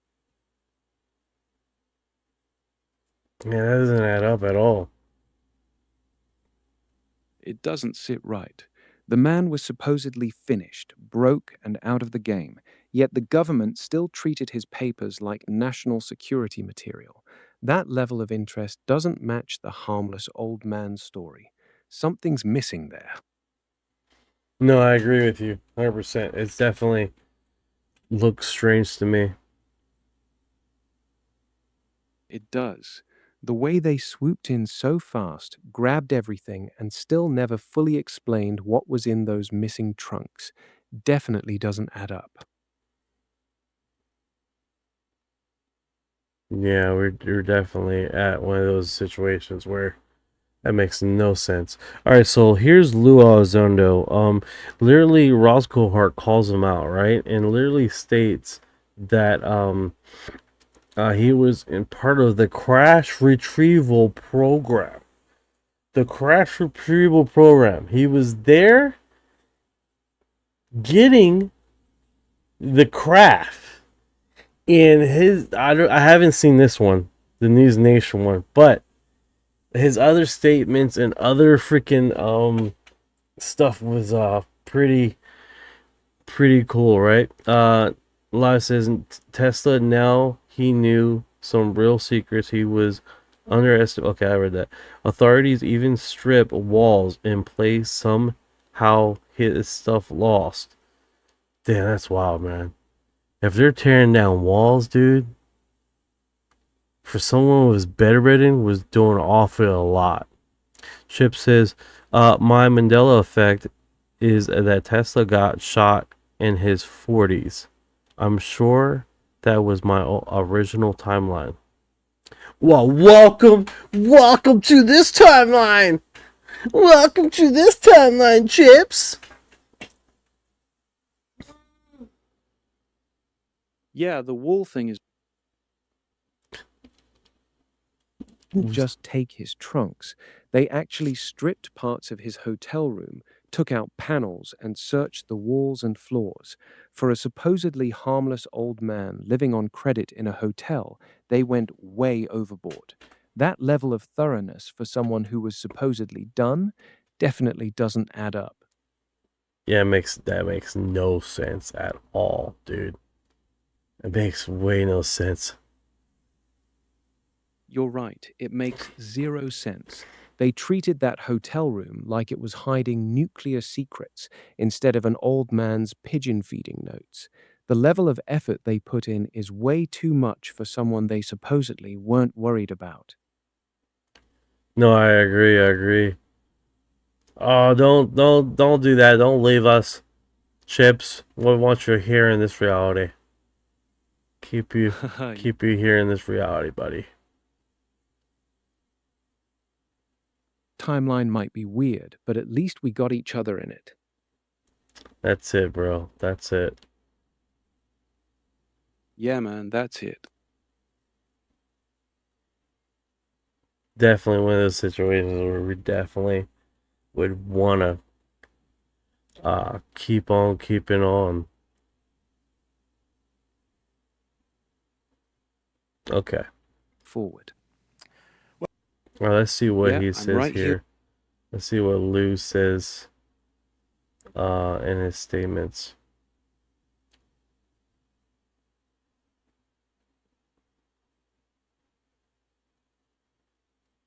Well, look, It's I think outstated that Ross was crash an retrieval programs are real.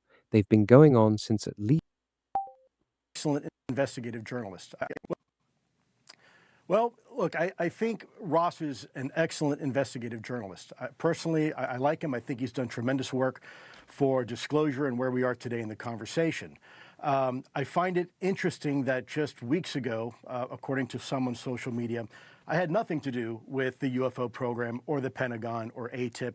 And now, apparently, I ran everything involving UFOs and the Legacy program. So I don't know exactly where Ross is getting his information. I suspect he has sources. Really, that's not really my concern. I've always had a lot of respect for Ross. For me, any chance I get to talk about disclosure and transparency, look, I've dedicated the last 10 years of my life being forthcoming with the American people about the reality of UAP, UFOs. In fact, one only has to look at my resignation memo for the record that I wrote to Secretary Mattis, James Mattis at the time. You know, I've committed myself to transparency to the degree that I could. It is true that I have a security that's the clearance space. still. That's the space, Lou, right? Because up till that point, I think Ross would agree with everything you just said, until right here. But you were in the Legacy program. You've never really talked about it. Is that because you can't? And if you can't, do you think it's fair of Ross to say, well, then you still should? Yeah, well, first of all, I didn't say I was part of the Legacy program. And let me make this clear too, Chris, and I'm sure you can appreciate this. When you work for the government and you have a security clearance, there's always these statements, you know, we cannot confirm or deny.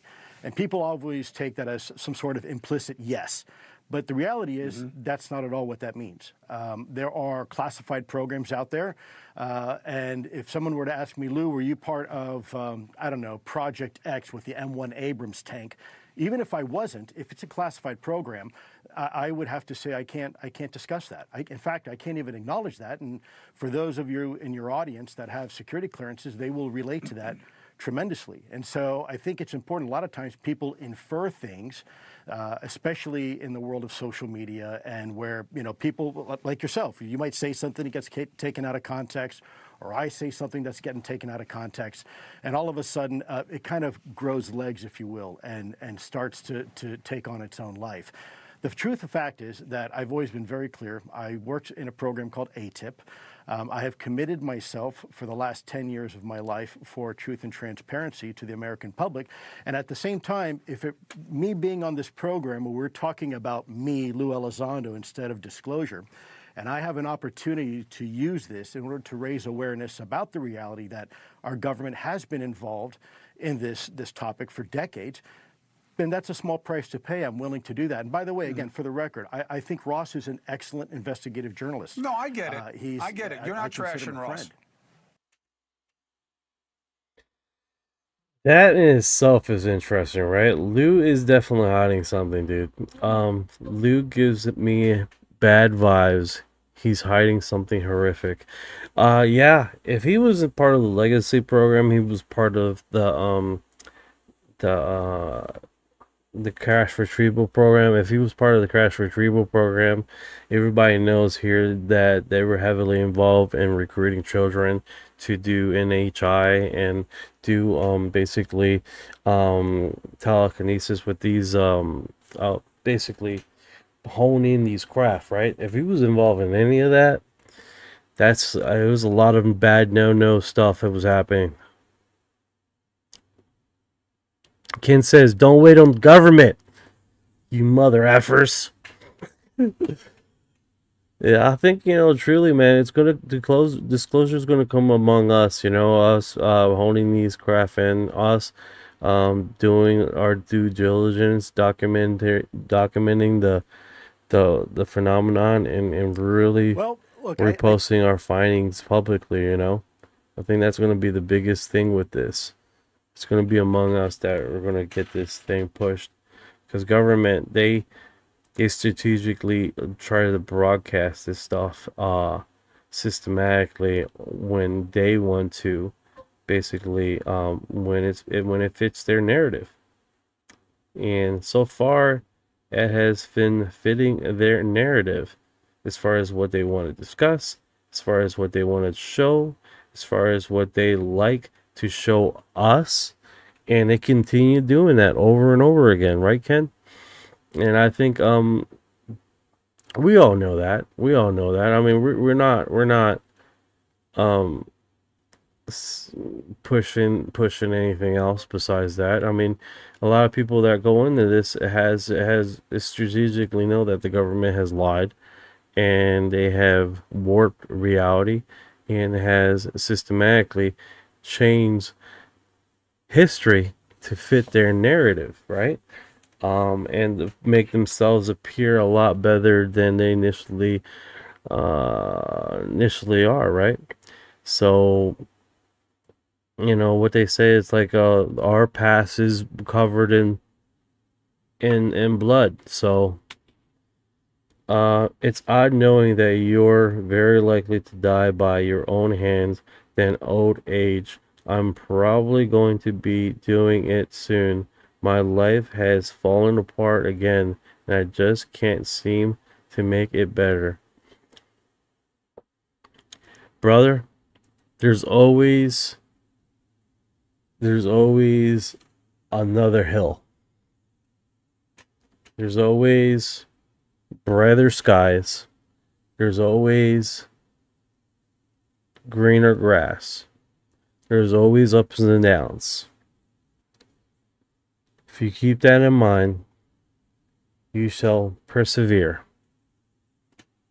With everything that goes in your life, brother, just remember, there's always a better turn. It's not always going to be bad always. Well, everybody has up and downs, man. Even I do. Hope and fight. That's right, Ken. Hope and fight, brother.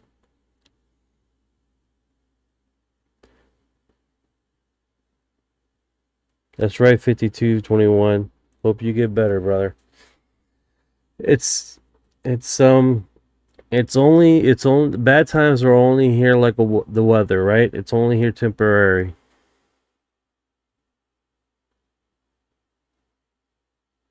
You said you did. I apologize. I was coughing. No worries, Bill. There's always greener grass, man, on the other side. 100%. 5221. We just keep on going, man. We can do it. We can do it.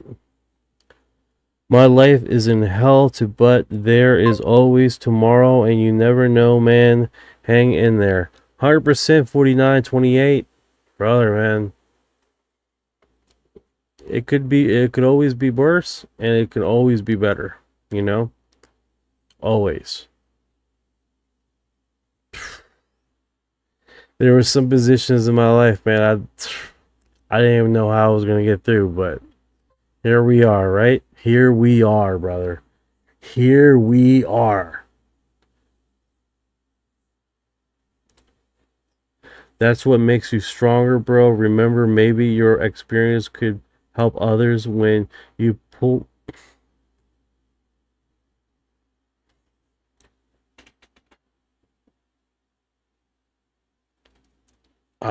Okay. There was a story that reminded me of something, right? And the story was, you're in a hole. I don't know how I'm going to say this story without choking up. There's a man in a hole, and he's pleading for people to help him get out of the hole. People walk by, and they say, don't worry, you're going to be okay. It's going to be all right. And they leave. He screams and hollers. And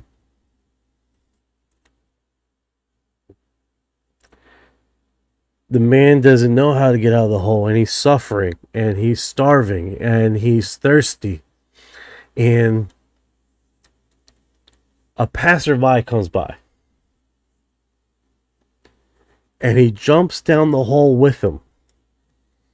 And the guy looks at him and is like, thanks for the bread and water, but why the fuck did you jump down the hole next to me? Now we both can't get out of this fucking hole. And he says, I was down this hole too, and I know the way out. You could be that guy for someone else, bro.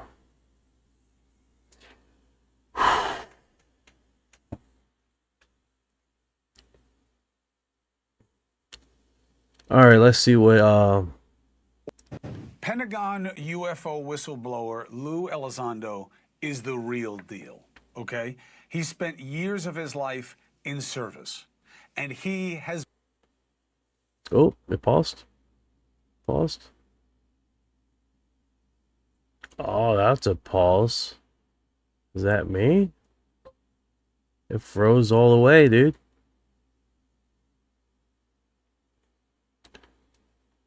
That's how it's going to play out? Time's not even going. Yeah, that's weird. Alright, the famous Stephen Greer, leading UFO Greer. Let's see what he says here. Of the Earth. It has been confirmed that... Hello, I'm Dr. Stephen Greer. I'm the founder of the Global Disclosure Project. My fellow Americans and all the citizens of the Earth, it has been confirmed that extraterrestrial civilizations of great technological advancement have been visiting the Earth for some time. While their presence likely dates from ancient times, the modern era since World War II has seen a large increase in sightings and interactions with these advanced life forms and their spacecraft. It must be emphasized that they pose no threat to humanity or the Earth. All right, guys. But instead are quite concerned about our... I'm going to go into a fucking nap. I'm going to speed him up a little faster here. Here we go. Own unchecked war-making capabilities and violence combined with our early attempts at the exploration of space. Since the dawn of the nuclear era, these extraterrestrial civilizations have made concerted efforts to do reconnaissance at all known space and nuclear facilities. In some cases, these facilities have been penetrated by extraterrestrial craft and our nuclear missiles rendered inoperable. Such incursions are designed to warn us not to use these world-destroying nuclear weapons and are not acts of hostility in any way. They also appear concerned with the rapid decay of our biosphere and environment and the extinction of many species on Earth. Since World War II, there have been extremely secretive and mostly illegal programs studying the energy, communication, and propulsion systems of these ET civilizations. They are currently in the process of connecting these unconstitutional and illegal operations and ensuring their proper oversight. It is time for us to disclose these momentous scientific findings to you. These technologies have the potential, if used only for peaceful purposes, to give us a new and sustainable civilization on Earth, free of poverty and pollution, and with abundant free energy within a generation. These technologies will greatly advance the world economy and create boundless growth and opportunities previously undreamed of. However, if used for destructive and violent purposes, these same technologies could end our civilization. The time has arrived for the truth to be known. I'm sorry, guys. He's repeat the same. We are not alone in the universe. It is time thing. for humanity to become a mature, peaceful civilization and take its place in the cosmos with other advanced peoples from other star systems and planets.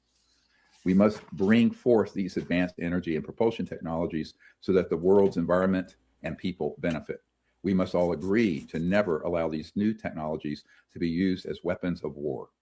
And we must commit amongst ourselves that if any nation or group attempts to use these technologies for violent or destructive purposes, every nation and people on Earth will rise up to immediately stop it. We face a choice. If we do nothing, our environment and civilization will degrade and we may face extinction. If we use these new technologies and knowledge and science for war and destruction, we will also surely perish. But if we establish a world of peace and security, humanity can now advance as a civilization that is sustainable, just, and worthy of exploring the universe. This is the singular and greatest challenge of our time, to establish world peace and to create a new sustainable civilization on Earth. Once we have achieved this foundation of peace, prosperity, and justice, we have learned that these other worlds will welcome us into the cosmos with open arms and hearts. So, my fellow Americans and citizens of the earth, let us work together to achieve this destiny for humanity, an enlightened, peaceful world that joins her place among the other peoples of the cosmos. For this is the only possible good future for humanity. It is time for us to unite as a people and create that good future now. Jesus. Okay, let me read the comments so I don't fall asleep here. Live says, it is whispered Voyager 2 came back online with the message that said, no far enough, no further humans. Oh yeah, like the movie, it's like you hit this wall, then trying to travel, it's like, nope. You don't come any farther. This is as far as humanity is allowed to go. Wouldn't that be next level, bro? I'd be like, oh my god. Let's see here. This administration crap. This administration is crap. This admin is crap. If aliens want to come down, this little blue marble government isn't gonna have any position to have any say in the matter. This is fake. Interesting. Bill says, laugh out loud. Get some rest. You're tired, brother. Just trying to make us through this guy, man. This is the worst. This guy's the worst. I'm gonna leave him. I'm gonna leave him. I like when Alex Jones is interviewing him. He looks like he's being attacked. I like those interviews because he's definitely just like he's trying to finish his thought, and the Alex Jones like, well, brother, he cuts him off, and it's just like that. It was so mad. I love those interviews because he gets so like he can't finish his thought. And it's like, bro, because your thoughts are long-winded as fuck. Oh, so long-winded. It's hard. It's hard to get through him. All right, what's this? Is F-15 pilot, Space Force Commander Matthew? Ooh, let's see what he says. Of the Lord, for example, is described, and this is now me getting back to your question about bases on other planets and things. It seems to be reminiscent of what it seems a spirit body, and I'm talking beings, or resurrected body. Oh, this is a good one. Live says, the truth is, government don't want us to know we are already at war from broken treaties. That does feel like what's going on with the Greys, right? Being that traverse the stars are going to come here and bend the knee for us. Laugh out loud. Yeah, right. Of the Lord, for example, is described as being capable of doing in the New Testament or in the Old Testament. We have an account in the New Testament where a recently resurrected Lord, who's apparently taken up his body, or a body, appears in a locked room to show himself to his disciples. Well, that's impossible. It is, according to our modern laws of physics, but it's not impossible for a plasma body. It's not impossible for an exceptionally refined matter that we would call spirit, or that we would call immaterial, even if it's not immaterial. And we've got accounts of angels coming into rooms and visiting people. We've tended in the modern materialist secular mode that we've been in for some time to just outright dismiss these things, or they've somehow become taboo. But now even scientists are willing to begin to investigate the possibility that there are actually legitimate science. Man, the chat is super interesting. 4928 says, when you look at the data for all the encounters of the second and third kind, it's pretty obvious they weren't space philanthropers.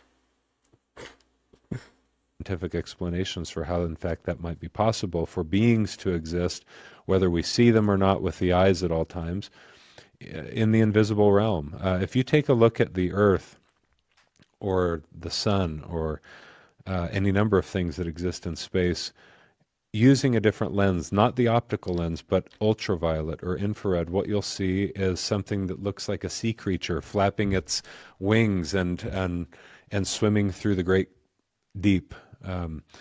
the Earth is rolling forward on its wings, and there are connections of streams of light between the sun and all of the planets in our solar system. And all of the stars are connected by these gossamer threads of light called Birkeland currents. And all of that is plasma. And it's only been in the past couple of decades that we've been able to actually directly observe these things that has gotten even the astronomers scratching their heads and saying, you know, maybe there's more to this cosmos than we've ever before been able to acknowledge. And we ought to start looking into some of these things. And maybe that explains how it is that electricity and magnetism seem to be everywhere in the cosmos, even though in this, what we used to call the vacuum of space, it seems to our optical lens as if it's empty. In fact, it's filled with plasma, and plasma is highly conductive. And so there's this energy that's instant and direct and immediate between all of the stars that seems to connect all of us. It seems to be responsible in part for even our gravity, which until now, until recently, we've chalked up just to density and mass of an object and distance of an object. But you go back to some of the earlier astronomers, to Newton, and then I really like Johannes Kepler and the Copernican age, and they were talking about things that were dismissed in the Age of Enlightenment, whatever that might mean now. They were dismissed as kooky, as being far too religious, far too spiritual, far too occultic for our modern sensibilities. And so we've written them off, especially Kepler. But only recently his writings have been now translated into English. And you go look at what people like these great minds like Kepler were thinking about. Their whole mentality is absorbed in their Bibles, in occult literature, in astrology, and why I mention all of that is just to say this: they genuinely believed that everything in the cosmos was connected, and it led to stunning revelations that we now just consider materialist, secular, wholly unconnected, disconnected, and that humans are some great accident. Now, I happen to believe that there's plenty of life out there, whether we can see it with our natural, mortal, fallen eyes or not. And in fact, angels do visit men and women on the earth. Beings exist. And in most cases, when they interact with humans on the earth, they don't come in spacecraft. They can just appear. They don't need a spacecraft to get here. It's possible that, in fact, there are others like us that might be reliant on a spaceship to make those journeys. I'm not aware of any viable instance in which we've had an extraterrestrial visitor who breathes like us and who shows up in a spacecraft. I've read some stories. I don't find them very credible. But I do believe in many of the eyewitness accounts of extraterrestrial, angelic, or demonic visitors who have shown up, interacted with men and women, and in fact have had my own experience, unfortunately with the demonic side and not with the heavenly angelic side, but that was in 2003 in December.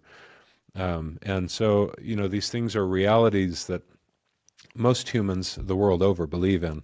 And now we've finally got some science that's willing to look into it and abandon a centuries-long orthodoxy that they've been all too reluctant to abandon.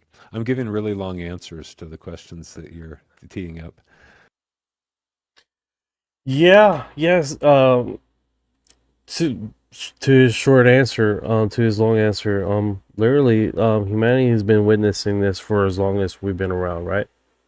That's a given. The phenomenon in which we call extraterrestrials, some people may call angels, some people may call demonic demons. There's no doubt humanity has been encountering this type of phenomenon, this strange phenomenon for a very, very long time, and it's segmented to people's lens as how they interpreted the phenomenon, right? So inherently, if you want to call them plasmoids, jellyfish creatures, extraterrestrials that open up their craft and bring you in and probe you, no one can argue against the fact that we are being contacted. What it is, why it is, of course, that's up for debate, right? An argument and discussion. And how much does the government know relative to how much involvement they have? That's another loophole and a half, right? But I think that in itself is always a conversation starter, you know? So inherently, if we broadcast this through our timeline, through multiple timelines in the past, we are consistently arguing the dilemma is, what are they? Who are they? How much involvement we have in this worldview, right? Then you have people that try to say, well, our religion sect was talking about this way before you Westerners, almost trying to put like we were the first ones to discuss about it, so you're not allowed to. That's a bunch of BS. It's like the topic is out there for everybody, right? It's like Stephen Greer example. He's been on this topic for a very long time. There's new podcasters out talking about their own different perspective. That's what it's about, right?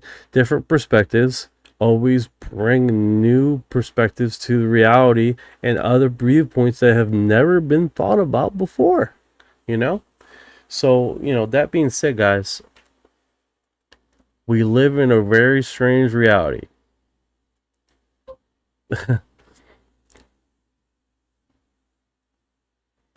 So,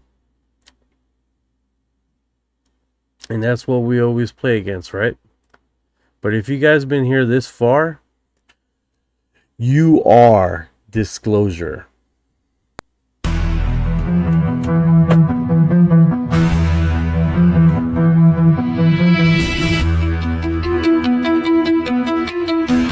What you know about rolling with the grays and the fleet? When your mind goes blank, got abducted in your sleep. When these humans talk too much, reptilians take a seat. Yeah, I feel like a hybrid in the deep elite. What you know about flying in a plasma stream? When your brain gets zapped, it's the cosmic beam. When the human